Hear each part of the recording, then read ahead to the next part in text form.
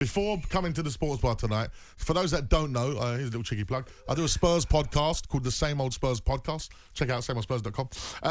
And I did my Spurs podcast before this show, so I've already, why not? I've already done 90 minutes of talking about Tottenham, so it's not me. This was on the running order. So anyone who's like, oh, let's talk Spurs when Madge is on, it's not. But we do need to ask the question about Spurs. Are Spurs really in a crisis? I was at the game. I took my 5-year-old son. And I bet does he not want to go back again? Mate, Daddy, I don't want to go back to this. He said Brighton, we lost at home to Brighton. It's going to be a Brentford fan. He said Aston Villa, the loss. And he's had one draw. He's had one win since he's come with me. And it's funny, I put it up on my social media yesterday.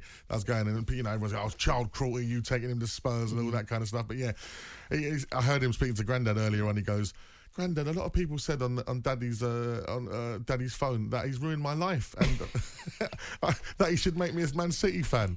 So yeah, I was at the game yesterday and there was chance of Enik out, Levy out, but by the second goal coming. So you know, when you're hearing that, there's always been a rocky relationship between Spurs fans and the Tottenham board. And you know, there is a bit of a toxic atmosphere over there at the moment. You know, we've gone behind in the last 10 games in a row. And that never bodes well for the atmosphere. And, you know, it just feels like we're just on edge all the time waiting. You know, the likes of Sonny, he ain't playing the best that he could be. Injuries as well. But the big question, as I said, is, are Spurs really in a crisis? What do you think from an outside point of view looking in? Well, I thought it was in a crisis when they kept conceding. And then they stopped that at half-time with Aston Villa. And then they conceded in the second half. So, no. But, yeah, they've never really, you know, sorted the issues out in-house with Spurs. I feel they've got the structure there to be a fantastic team. But what are the issues, Jermaine? What do you think are the issues? I think it's recruitment. Or getting it wrong. Yeah. Ndombele, Lo Celso, Steven Van Bergwijn. Yeah, they're spending big monies on players that are not right or not the perfect fit.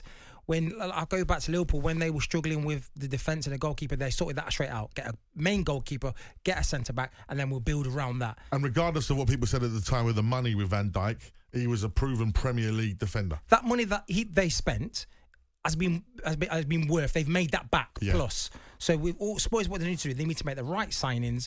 The Levy needs to understand. He watches the games every week. He sees what they need, where they need.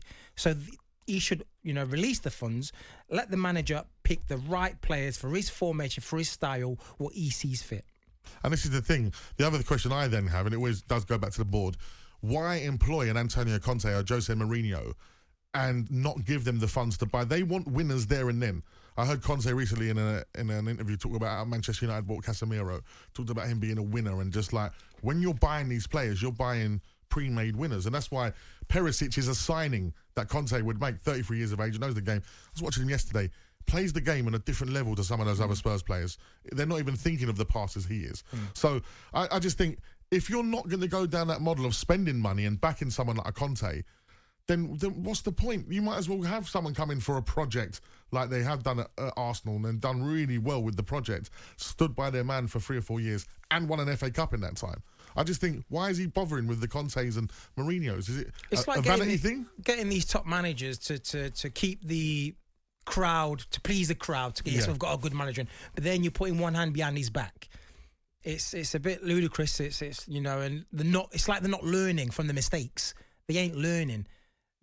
A club like Tottenham should be thinking, right, we see where we failed in the past, so now let's go a different route. Let's give him the money. Let's give him the time. And let's make a project.